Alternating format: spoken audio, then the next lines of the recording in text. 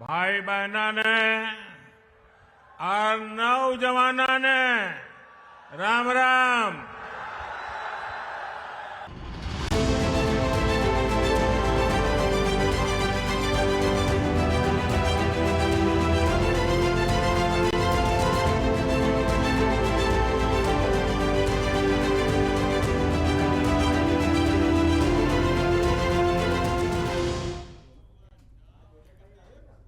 नमस्कार, स्वागत है आपका। सूर्य विशेष देख रहे हैं आप। आपके साथ मैं हूं साक्षी जादौन। प्रधानमंत्री नरेंद्र मोदी ने कुरुक्षेत्र में चुनावी हुंकार भरी। इस दौरान उन्होंने जहां बीजेपी सरकार की उपलब्धियों का बखान किया तो वहीं कांग्रेस पर भी जमकर प्रहार किया। प्रधानमंत्री नरेंद्र मोदी ने आरक्षण पर कांग्रेस के स्टैंड का जिक्र करते हुए बड़ा हमला बोला है। इतना ही नहीं, प्रधानमंत्री ने परिवारवाद को लेकर भी हुड्डा परिवार पर भी तंज कसा है। इसी पर हम करेंगे चर्चा, लेकिन उससे पहले ये रिपोर्ट देखिए। कांग्रेस कान खोल करके सुन ले, जब तक मोदी है, बाबा साहब आंबेडकर के दिए आरक्षण में से रत्ती भर भी लूट नहीं करने दूंगा, हटाने नहीं देने दूंगा। पहले कांग्रेस में जो एक अंदरूनी महाभारत चल रही है, अरे जरा उसे तो संभालो। जिस तरह यहाँ एक परिवार को आगे बढ़ाकर कांग्रेस राजनीति कर रही है, वो पूरा दलित समाज देख रहा है।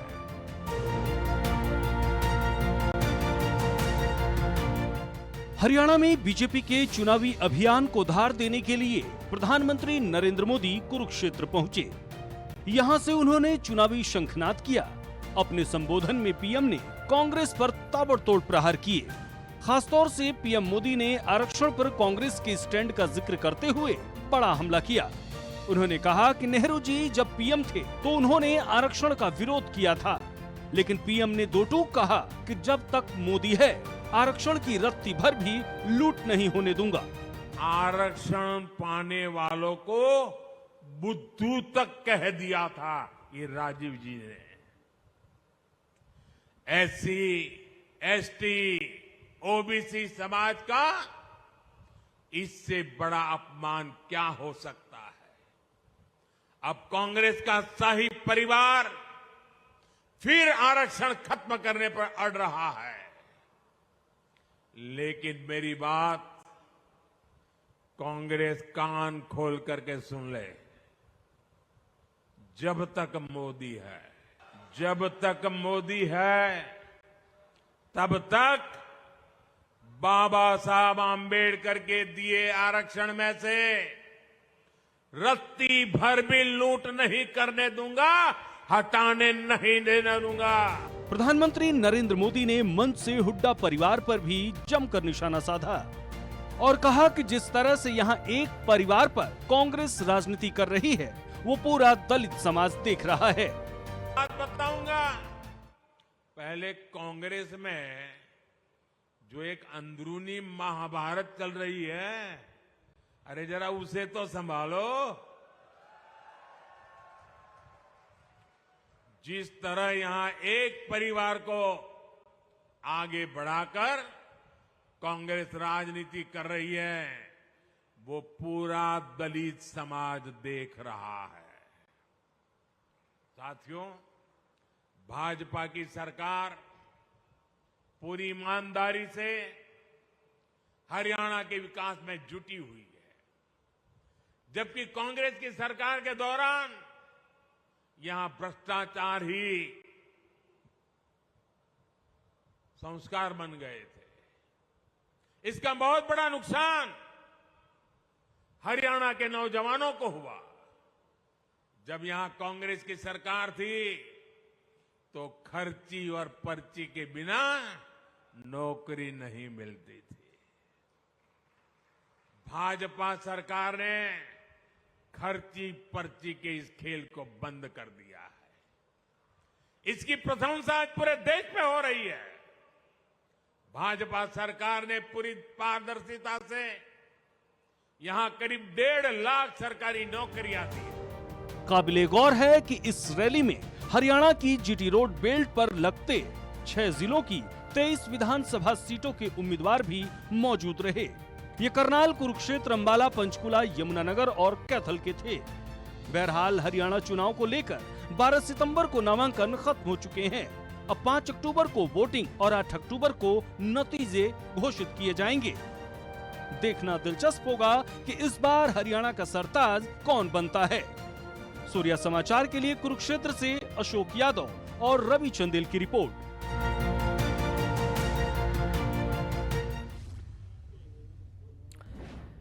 तो आज कुरुक्षेत्र की रैली से प्रधानमंत्री ने जमकर प्रहार किया है। परिवारवाद को लेकर और खास तौर से कांग्रेस को आरक्षण को लेकर घेरा है। इसी पर हम चर्चा करेंगे। हमारे साथ बीजेपी के प्रवक्ता विदु रावल जी जुड़ चुके हैं, साथ ही कांग्रेस के प्रवक्ता भी जुड़ेंगे कुछ देर में। विदु रावल जी, बहुत स्वागत है आपका सूर्य समाचार पर। जी विदु जी, जब लोकसभा के चुनाव अब से 2 से 3 महीने पहले हो रहे थे, तब कांग्रेस पार्टी ने आरक्षण के मुद्दे को जमकर भुनाया, जिसका थोड़ा फायदा मिला भी कांग्रेस पार्टी को, जो देखा भी गया। और अब जब विधानसभा के चुनाव आ गए, तो क्या हम ये समझे कि कांग्रेस पार्टी की तरह ही या बीजेपी को भी भ्रष्टाचार के अलावा जो आरक्षण का मुद्दा है या परिवारवाद का जो मुद्दा मिल गया है, वो फायदेमंद रहेगा? देखिए साक्षी जी, मैं उम्मीद कर रहा हूँ मेरी आवाज ठीक ठाक आ रही है। जी देखिए, कांग्रेस कल्प्रिट रही है, अपराधी रही है। बार बार उन्होंने आरक्षण का विरोध किया है, समय समय पर किया है कांग्रेस। ये क्रम पंडित नेहरू जी के समय से शुरू हुआ था। उनकी अगर देश की संसद में जब संविधान सभा की बैठकें हो रही थी, जब चल रही थी कार्रवाई, उन कार्रवाइयों में किस प्रकार से हम नेहरू जी का विरोध जो है सुन सकते हैं देश की संसद के अंदर, वो रिकॉर्डेड है। उसके बाद भी समय समय पर वो मेरिट बनाम आरक्षण की बात बार बार लेकर आते थे, इस डिबेट को लेकर आते थे। और इसके बाद किस प्रकार से काका केलकर की रिपोर्ट हो, चाहे जिसका नेहरू जी ने विरोध किया था, उसके बाद इंदिरा गांधी जी ने मंडल कमीशन का विरोध किया। राजीव गांधी जी ने तो यहाँ तक कहा था कि it is waste on the paper printed on, यानी ये उस कागज के भी लायक नहीं है जिस पर है। और कांग्रेस की सदस्य नीति रही है। कांग्रेस ने खटाखट जब झूठ बोला था लोकसभा के चुनाव में, इस दौरान उन्होंने, ये वही कांग्रेस है जो देश के संविधान को नहीं मानती, देश के संविधान को जिसने सस्पेंड कर दिया था इमरजेंसी में, टर्मिनेट कर दिया था देश के संविधान को, और बाद में बदला भी इंदिरा गांधी जी ने। उस संविधान के बारे में उन्होंने खटाखट झूठ बोला और खटाखट पैसों की तो प्रलोभन दे ही रहे थे, उसके साथ साथ संविधान को लेकर और आरक्षण को लेकर उस कांग्रेस ने, जो कि आरक्षण विरोधी रही है शुरू से, राजीव गांधी जी का मंडल कमीशन को लेकर जवाब सुन लीजिए बेशक, वही जो है उन्होंने लोकसभा में उसका झूठा दुष्प्रचार करते हुए प्रयास किया कि एक वर्ग विशेष के अंदर इनसिक्योरिटीज पैदा की जाए। लेकिन अब उनके मुंह से सत्य आ गया है, निकल आया, उनकी जिह्वा पर सत्य निकल आया। और विदेश की धरती पर जो कांग्रेस ने किया और अब बीजेपी वही करती हुई दिखाई दे रही है ना साक्षी जी। कांग्रेस ने झूठ बोला। कांग्रेस देश के अंदर आरक्षण व्यवस्था खत्म करने वाली पार्टी, ऐसे सोच वाली पार्टी है। नेहरू जी से लेकर मैंने राहुल गांधी तक बताया, भाजपा का कभी ऐसे नहीं। भाजपा ने तो हमेशा से आरक्षण का समर्थन किया। भाजपा चाहती है कि सभी लोग मुख्य धारा में आए और उनको जो सपोर्ट चाहिए मिले। और अब राहुल गांधी के मुंह पर वो बात आ गई, विदेश की धरती पर उन्होंने खुद कहा कि हम आरक्षण को धीरे धीरे खत्म कर देंगे। ऐसी व्यवस्था करने की उनकी सोच है, उनका फ्यूचरिस्टिक सोच है। अब वो बात जब सामने आ गई तो देश की जनता जानती है कि बाबा साहब अम्बेडकर के द्वारा दिए हुए अधिकार के खिलाफ कांग्रेस पार्टी पूरी तरीके से षड्यंत्र करना चाहती है और इस देश के दलित समाज का आरक्षण जो है छीनना चाहती है। इस देश के ओबीसी समाज के आरक्षण के विरोध में तो लगातार थी, काका केलकर से लेकर मंडल कमीशन तक। एक बात और जो आपने परिवारवाद की उठाई, ये भाजपा ने नहीं शुरू किया हुआ ये मुद्दा, ये तो एक यथावत विषय है। नेहरू के बाद इंदिरा जी के बाद राजीव जी के बाद सोनिया, फिर आज राहुल जी, और राहुल जी के साथ साथ प्रियंका जी, और उधर वाड्रा परिवार, रेहान, आयान, रॉबर्ट वाड्रा, किसका नाम ले। हरियाणा के अंदर भी इसी प्रकार की एक जो है क्रम चल रहा है। भूपेंद्र हुड्डा, उनके बेटे दीपेंद्र हुड्डा, और दीपेंद्र हुड्डा के बाद इस प्रकार से। तो यहाँ हरियाणा के अंदर बापू बेटा, और कांग्रेस के केंद्रीय स्तर पर देखें तो माँ और बेटा, ये लोग पार्टी के अंदर काबिज हैं। इसको परिवारवाद बोलते हैं। मैं फिर से कहता हूं, परिवार के अंदर पैदा होना कोई गुनाह नहीं है। राजनीतिक परिवारों के अंदर पैदा हुए लोगों को राजनीति करने का अधिकार है, लेकिन they should at least spend some sweat, कुछ पसीना बहाए राजनीतिक क्षेत्र में, और फिर अपनी बुते आए। लेकिन जब पार्टियों के ऊपर कब्जा हो जाता है परिवारों का, जैसे हरियाणा के अंदर हम देखते हैं हुड्डा परिवार का कब्जा है, और देश के अंदर कांग्रेस पर जो है माँ और बेटे का कब्जा है, चौटाला परिवार का कब्जा है, मुलायम सिंह परिवार का कब्जा समाजवादी पार्टी पे, लालू प्रसाद यादव का कब्जा जो है आरजेडी पे है। इस तरह से जब पार्टियां ही कब्जे में चले जाती हैं परिवारों के, उसके विरोध में है। परिवार में पैदा हुए लोग राजनीति में आए, हमने भी बहुत सारी टिकटें दी हैं ऐसे लोगों को, लेकिन अपनी मेहनत के बूते आए, अपना कद बनाने के बाद आए, केवल इस कारण से कि कोई परिवार में पैदा हुआ है। तो आज कुरुक्षेत्र की रैली में प्रधानमंत्री मोदी की ओर से तमाम जो उपलब्धियां हैं उनका बखान तो हुआ ही, लेकिन साथ ही साथ हर बार की तरह कांग्रेस पार्टी पर उन्होंने जमकर हमला बोला और आरक्षण का मुद्दा जिसको लेकर राहुल गांधी ने विदेशी धरती पर बयान दिया था, उसको लेकर खास तौर से कांग्रेस पर टारगेट किया है प्रधानमंत्री ने। हमारे साथ योगेश सिहाग भी इस चर्चा में जुड़ चुके हैं। योगेश जी, बहुत स्वागत है आपका। धन्यवाद जी। योगेश जी, आज प्रधानमंत्री नरेंद्र मोदी की ओर से अगर हम लोग खास तौर से हरियाणा कांग्रेस का जिक्र करें तो भूपेंद्र हुड्डा, उनके परिवारवाद को लेकर जो है प्रधानमंत्री ने जमकर हमला बोला, और न केवल इतना बल्कि आरक्षण को लेकर भी कांग्रेस पार्टी को घेरा है। सबसे पहले आपका रिएक्शन क्या है इस पर? देखिए मैडम, चौधरी भूपेंद्र सिंह हुड्डा जी आज पूरे उत्तर भारत के सबसे बड़े किसान नेता है। अगर चौधरी चरण सिंह जी के बाद अगर कोई नाम आता है आज जो किसानों की लड़ाई लड़ी है उन्होंने, तो चौधरी भूपेंद्र सिंह हुड्डा जी का आता है। और आप देखिए किस ढंग से प्रधानमंत्री मोदी जी अब परिवारवादी 2-2 रुपए के चेक देकर लड़ाई लड़ी, आपको किसानों को 2 रुपए के चेक देकर। विदु स्वामीनाथन आयोग का लिखित तौर पर विदु जी, मैं लौटूंगी आपके पास एक बार योगेश जी अपनी बात पूरी कर लें। डिबेट लड़ाई कैसे लड़ी, लड़ाई कैसे लड़ी बता दीजिए ना, साथ साथ नकद में बता दीजिए लड़ाई कैसे लड़ी। एक भी फसल को एमएसपी पर खरीदा क्या भूपेंद्र हुड्डा ने? आप सुनिए, एक भी फसल को भूपेंद्र हुड्डा सरकार ने खरीदा क्या? भारतीय जनता पार्टी के प्रवक्ताओं में ये सबसे बड़ी कमी है।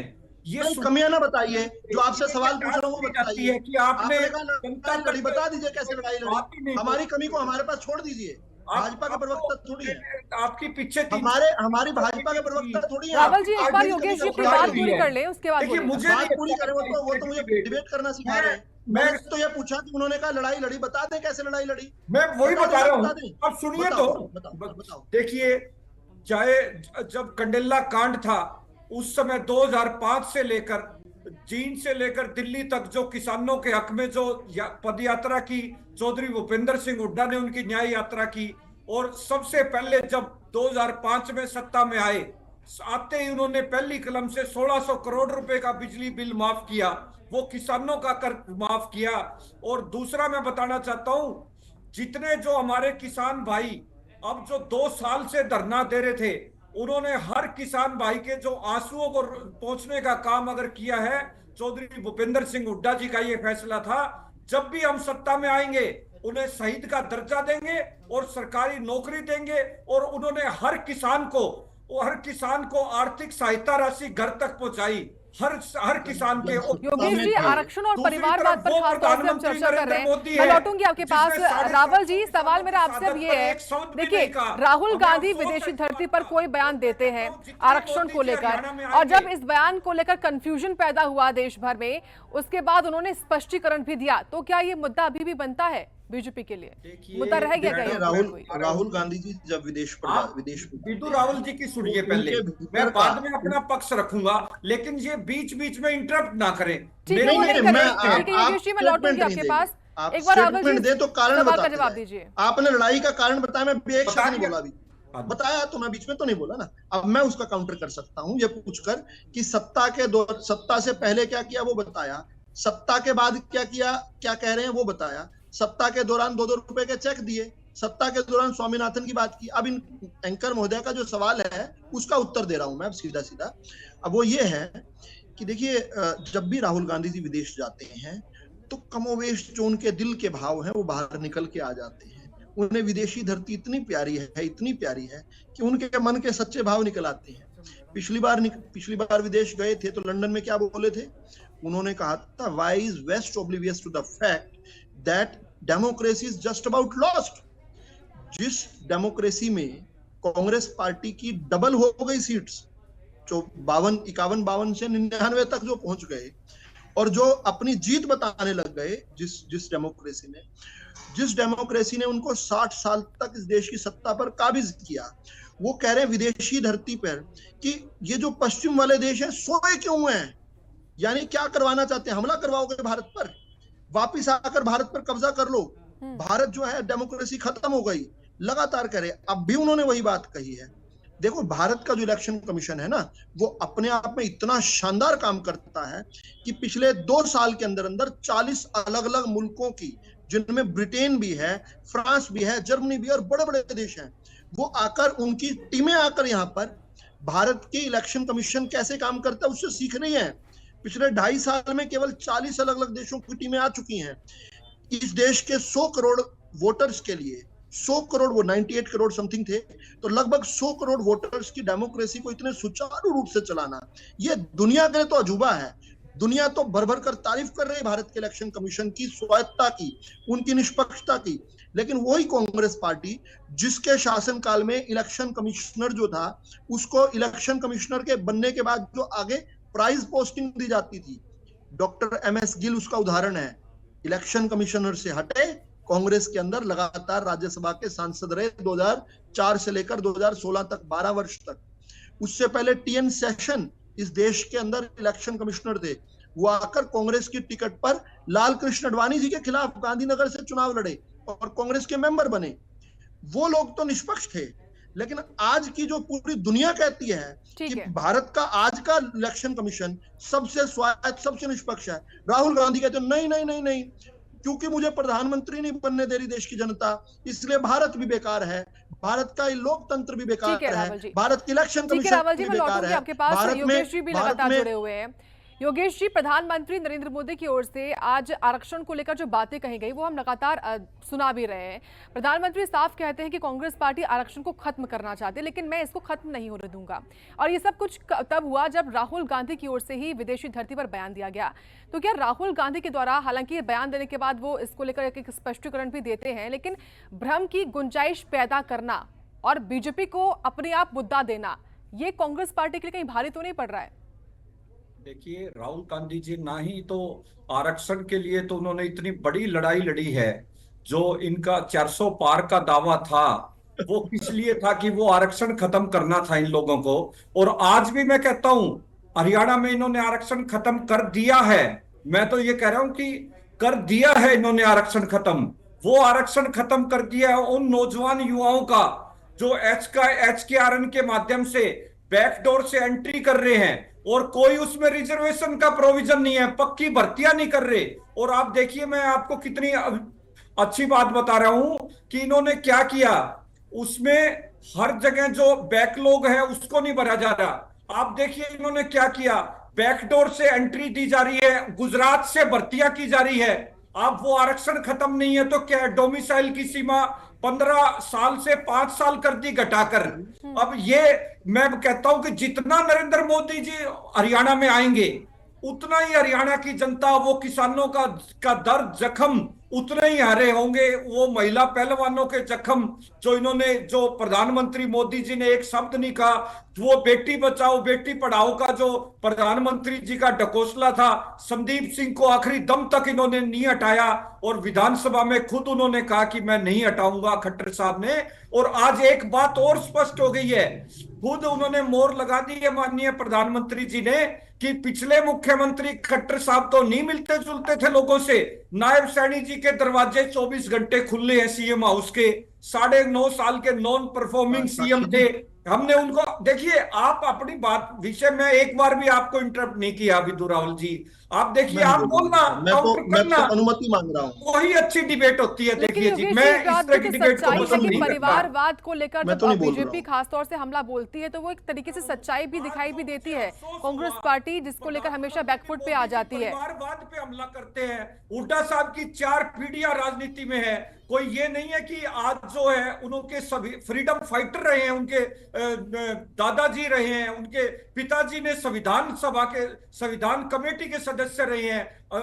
माननीय डॉक्टर भीमराव अंबेडकर जी के साथ उन्होंने संविधान को बनाया है और वो आज उस परिवार पे हमला करते हैं। और मैं खुद लाल किले से आप लाल किले से जो मोदी जी भाषण देते हैं कि हमारी पार्टी में परिवारवाद नहीं रावल जी। है, आज देखिए परिवारवाद की छाप, परिवारवादी भाजपा हो गई है। केंद्रीय मंत्री राव इंद्रजीत जी के सामने झुकना पड़ा, इन्हें झुकना पड़ा रमेश कौशिक जी के भाई के सामने, क्योंकि वही जो मोहनलाल बडोली जी हैं, उन्होंने शिकायत की थी कि इन्होंने बगावत की है, हमारे पार्टी के खिलाफ प्रचार किया, उन्हीं के भाई को टिकट दे दी, उन्हें न्याय नहीं दिया। अरे मैं कहता हूँ प्रधानमंत्री जी उनका तो ख्याल कर लेते। प्रोफेसर रामविलास शर्मा जी का, जिन्होंने कितना आपकी पार्टी को खून पसीने से जीता है। और मैं एक बात और बताता हूं, शुरू हुई थी योगेश जी, मेरे को बोल दिया उनका तो आप ख्याल कर लेते। 15 दिन पहले आप कांग्रेस पार्टी में किरण चौधरी जी को राज्यसभा मेंबर बनाते हैं और उनकी बेटी को आप टिकट देते हो। क्या ये परिवारवाद नहीं है? क्या ये भाजपा परिवारवाद देख रहे हैं? और मैं एक और कहता हूँ, मोदी जी ने आज मान लिया है, उन्होंने वोट विकास के नाम पे नहीं मांगे, उन्होंने रोजगार के नाम पे वोट नहीं मांगे, किसानों के एमएसपी के नाम पे वोट नहीं मांगे, स्वामीनाथन आयोग के नाम पे वोट नहीं मांगे, बार-बार याद करवाने के मांगे जात पात के नाम पे उन्होंने वोट मांगे। ठीक है रावल जी, आप अपनी बात पूरी कर दीजिए। तमाम बातें आपने गिना दी किस तरीके से अब बीजेपी भी लगातार समय समय पर आपको लेकर कहती आई है क्या किया क्या नहीं किया। एक बार जवाब सुन लेते हैं रावल जी से। योगेश जी ठीक है, एक बार जवाब सुन लेते हैं, बोलिए रावल जी। आशीर्वाद देखिए, मैं परिवारवाद पर बता चुका हूँ, योगेश जी शायद देर में जुड़े। परिवारवाद क्या होता है? जब पार्टियों का कब्जा हो जाता है। जिन जिन व्यक्तियों के नाम इन्होंने बताए वो भाजपा के मालिक नहीं है। भाजपा के मालिक भारत की जनता है, कांग्रेस के मालिक गांधी परिवार है, या हरियाणा के अंदर हुड्डा परिवार है। गांधी राष्ट्रीय अध्यक्ष। अब योगेश जी, अब मेरे बीच में नहीं बोलेंगे आप, आपने कहा था मुझे, मैं आपके बीच में एक शब्द नहीं बोला हूं। तो परिवारवाद ये होता है, परिवार में पैदा होना गुनाह नहीं है। मेहनत करके लोग आए, परिवार में पैदा हुए, चाहे बिना परिवार के आए, वो आकर राजनीति करें, उनका हक नहीं छिन जाता कि परिवार में पैदा हो गए तो राजनीति नहीं कर सकते, ऐसा कोई नहीं है। लेकिन केवल परिवारों का ही कब्जा हो जाए राजनीति पर, क्या कोई ये उम्मीद कर सकता है कि गांधी परिवार से अलग हटकर कोई और सर्वे सर्वा बन जाए कांग्रेस पार्टी? नहीं। अध्यक्ष भी रहते हुए भी वो भी कहते हैं मैं हाईकमान से पूछूंगा, और खुद अपनी टिकट खड़गे जी कह रहे थे लोकसभा में, याद कीजिए। लेकिन इससे बड़ी बात, इन्होंने दो अलग अलग बातें की। इन्होंने कहा कि राहुल गांधी जी ने आरक्षण की लड़ाई लड़ी। मुझे पता नहीं कहाँ, सपने में या मंगल ग्रह में कहाँ लड़ाई, मुझे नहीं पता, लेकिन जहां इनकी सरकारें हैं वहां तो ये आरक्षण खत्म कर रहे हैं। मैं बता देता हूँ, कर्नाटक के अंदर 4% आरक्षण, जो 1.5 साल पहले इनकी सरकार बनी, पिछले साल मई में 4% आरक्षण जो है, 2% वोकलिगा समाज का और 2% लिंगायत समाज का, ये काटकर इन्होंने मुस्लिमों को दे दिया।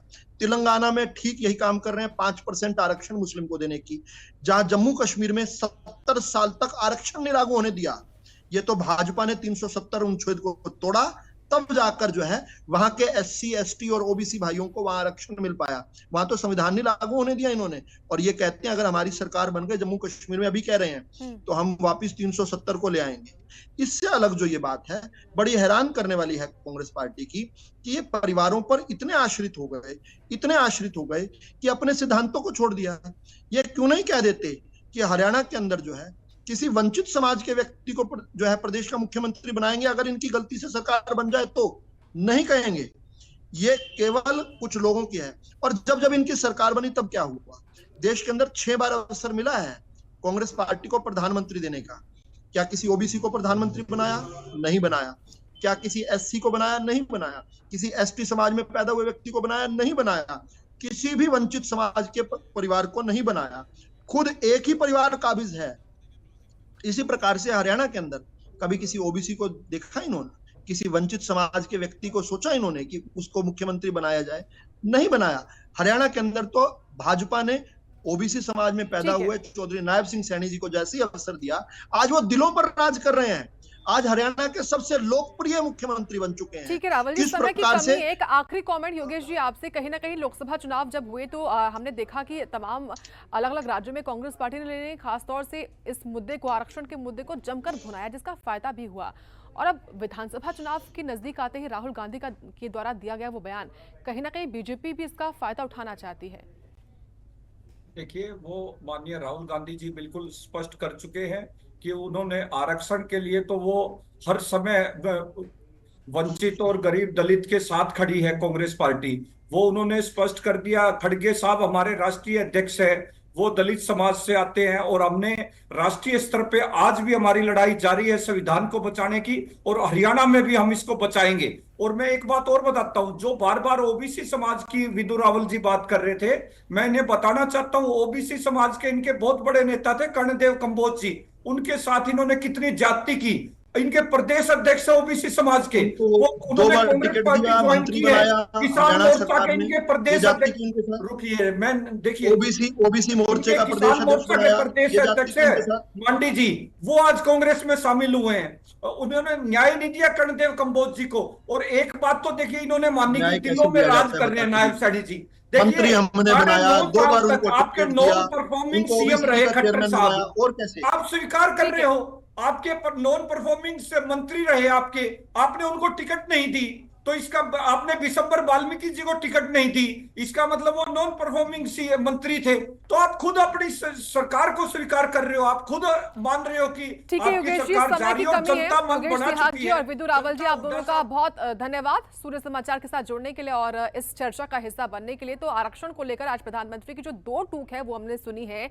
न केवल आरक्षण बल्कि खास तौर से हुड्डा परिवार पर भी प्रधानमंत्री ने तीखा प्रहार किया है। कांग्रेस का दलित विरोधी चेहरा हरियाणा से बेहतर कौन जानता, ये कहा है प्रधानमंत्री की ओर से। ऐसे में आरक्षण को लेकर और परिवारवाद को लेकर राय, जिस तरीके से आज कुरुक्षेत्र में प्रधानमंत्री की ओर से जो बयान दिया गया, ये कितना कांग्रेस पार्टी को लेकर घेरा जाएगा या फिर इसका फायदा बीजेपी को कितना होगा, ये तो आने वाला वक्त ही बताएगा। फिलहाल इसी के साथ सूर्य विशेष में इतना ही। आप देखते रहें सूर्य समाचार। बुजुर्गों ने, भाई बहना ने और नौजवानों ने, राम राम।